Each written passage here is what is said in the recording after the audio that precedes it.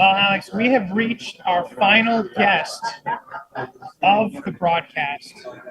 Welcome, Jason Haas. Jason, thanks for Jason, joining us. welcome. Thanks for having me, guys. Really appreciate it. How's everyone doing?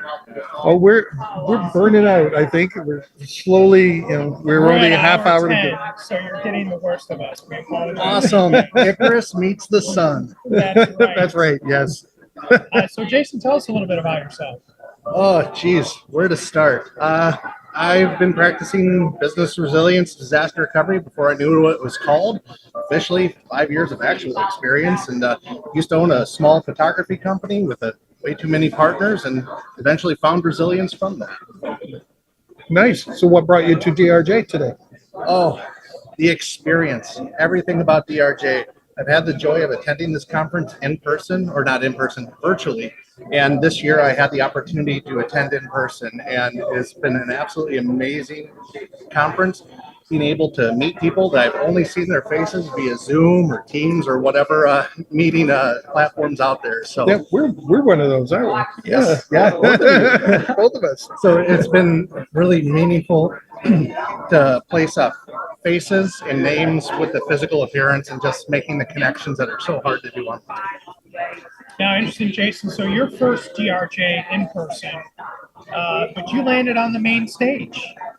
So, tell us about your general session.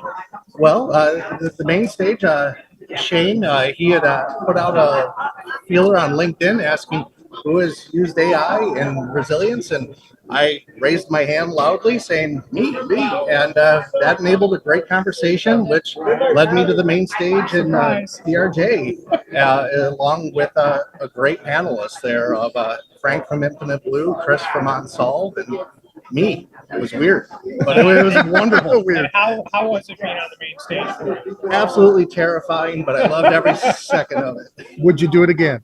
I would do it again, and I would be just as terrified. That inner voice telling me, run away. What are you doing here? You don't belong. That Sally, so to speak, from the opening keynote. And just, Sally had to take a back seat, and we told Margaret to punch it, and there we are in the intersection running red lights, and it was amazing. Well, I'm glad you made it to the main stage. That's good. 'Cause a lot of people may not know this. They should check it out. Every day you're writing something on LinkedIn about resilience, and you're not afraid to share things either. No, I'm all about the journey, and everyone's journey looks a little bit different, especially mine, whether it's personal adversity that kind of guided me into this career or this opportunity, as well as professional career challenges as well.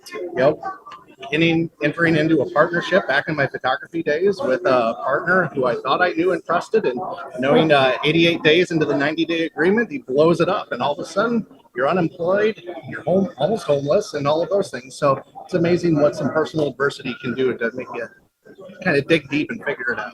There is nothing that'll make you figure out a friendship like signing a contract into a business.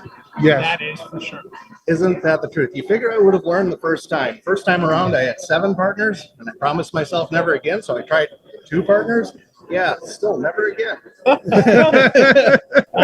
I've entered into Alex and I are business partners. I have several successful business partnerships, several unsuccessful. 7 partners. I don't think I could say yes to that. I'll be honest. Yeah, I don't think I could. That's a lot of people. It's amazing when you're raising capital to get a business off the ground, the things you'll do for money.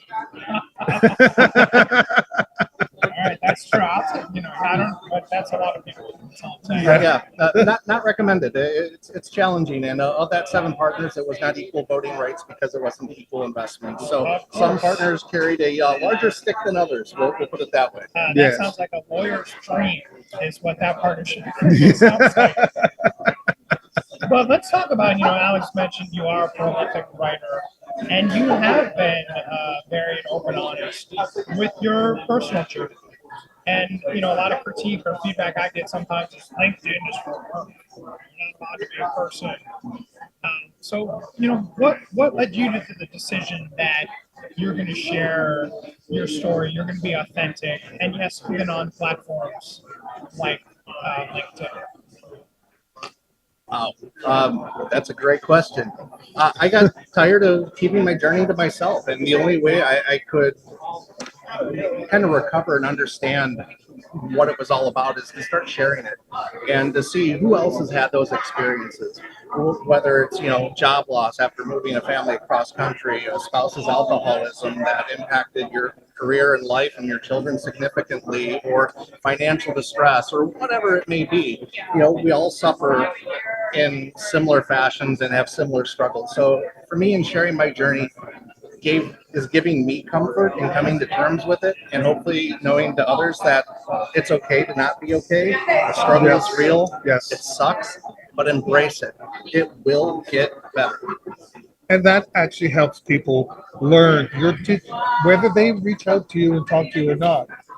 If they read your articles or they listen to some of the podcasts you put on, including mine, which has been great, they're they're learning. They're learning. So here's how he dealt with that. Oh, maybe I can do that. I can do that. Right. And I wish I had somebody else had shared their experiences as I was going through all of this. It may have helped me understand things better and maybe handle things better. But I just know in sharing, and it's always the question of oversharing too. Where I don't feel I am, maybe others feel they are, and that's fine. They can feel that way. I feel I'm sharing appropriately in the journey of my struggle as it's defined my personal resiliency, which has defined my career with organizational resiliency, putting the human back in organizations, knowing those are the ones that are going to respond, and what they may be suffering from in their personal lives may impact how they can prevail in an organization or how they may respond during an organizational adversity.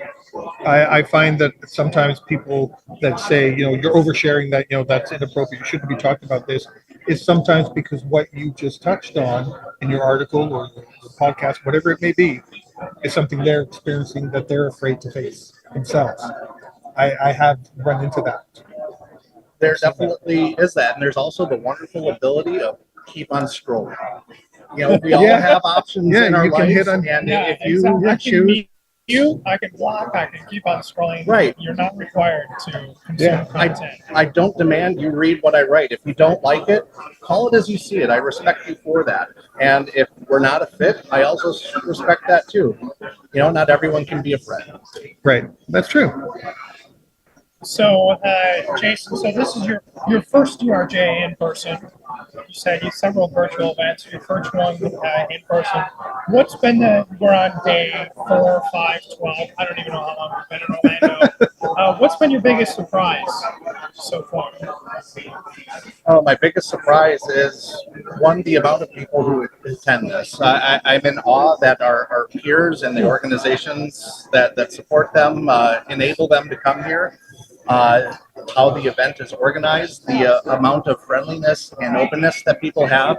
We all have some similar pain points, and we can share in that. And it's just been an eye opener to me to know that I'm not alone in some of my struggles, as well as some of my opportunities. And as we share those with each other, some people have some really crafty ways that they've worked around that roadblock or whatever, whether it's your leadership buy-in, your elevator pitch, finding a solution to make cloud-to-cloud DR, more enabling, or just listening about the generational differences, things that I don't necessarily take in consideration because I'm a team of one, so I just manage me, which can be a challenge sometimes, but I embrace that opportunity.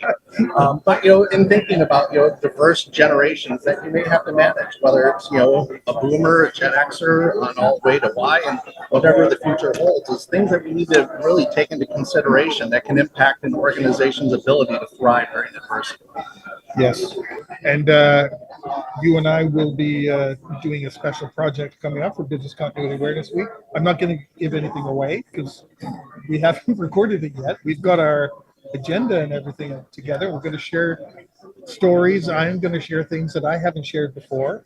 You're going to share things that you haven't shared before for personal resilience and communities and employee engagement and different things that we haven't brought forward before. So I'm really looking forward to that when you do it. Looking forward to peeling that onion.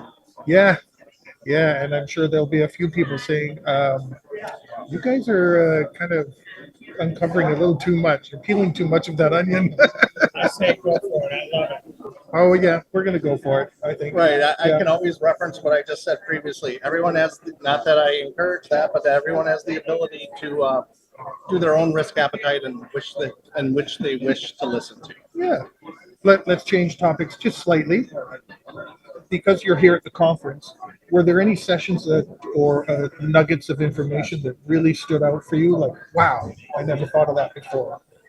Well, it's always interesting hearing about cyber resiliency, cyber security, and how it can impact us. And whether you're immersed into that part of the organization or that group, it's a real threat. It's probably one of the biggest threats that all organizations will face. So it's that harsh reminder of it's ever present. It's not going to go away, and we really need to lean into our cyber security teams and partner with them more, so we have a better understanding as well as coordination. And again, the last class I just got out of with Mark Hoffman was around the generational differences between boomers to Gen Y and everything in between. Again, it's just that reminder of, that is something we must take into consideration as our workforce continues to diversify. Yes, yes, and a lot of us in this industry, at least two of us at this table, have been around for a long time. And, we're seasoned. Is the word I keep getting told to use. Energy. We've learned all kinds of tactical phrases. Yes. The last 2 days, which we appreciate. Any final words of wisdom before we let you go? The only words of wisdom I have is embrace the suck and lean into it. It's never going to go away, and the sooner you understand it and approach it, the sooner you can get through it. Well, that's a great way to end. Almost a great way to end our show with our final guest. Jason, thanks for stopping by, and it's great to finally meet you in person too. Well, thank you so much, gentlemen, for the opportunity. I appreciate all that you do to enable us in the industry. Thank you again. My pleasure. Thank you. No, you don't have to turn it off. It just goes on the table. Yeah. Awesome. Thanks, Jason. Thank you, guys. Take care. Enjoy. Yeah, we do. Yes.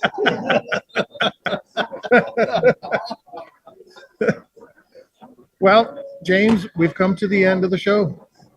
We are at the end. The end of hour 10, Alex. This hour has been brought to you by Speak and Spark, the Speaker Bureau Marketplace, connecting event organizers with speakers in resilience, cybersecurity, and human resources. The mission is to connect audiences to experts. It sparks conversation.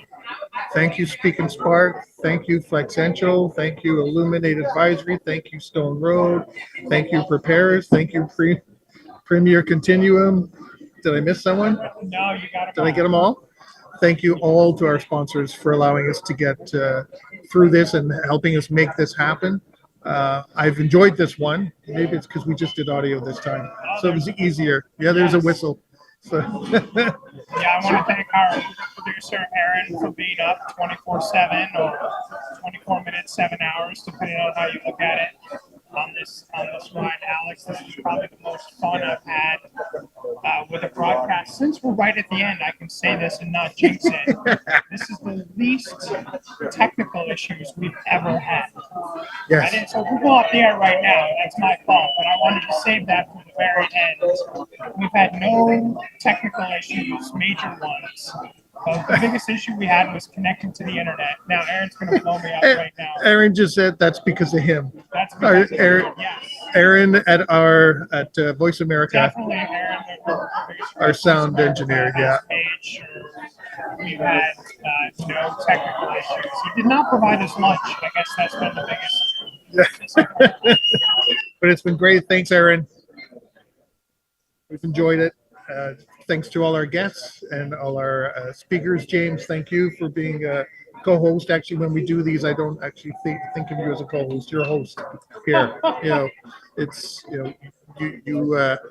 you make me feel better here, more comfortable doing this too, because I'm used to sitting at home in the home studio, surrounded by everything. I'm used to seeing you on Zoom. Yeah. But yeah, thank you to all of our guests, and we're going to have a nice dinner tonight to Yes. celebrate. So I'm excited about that. And we'll let everybody else do the talking, and we'll just listen. I'm not saying a word. So, thanks everyone for listening. Thanks, Aaron. Thanks, James. Thanks, guests. Thanks, sponsors. Until next time, stay prepared, everybody.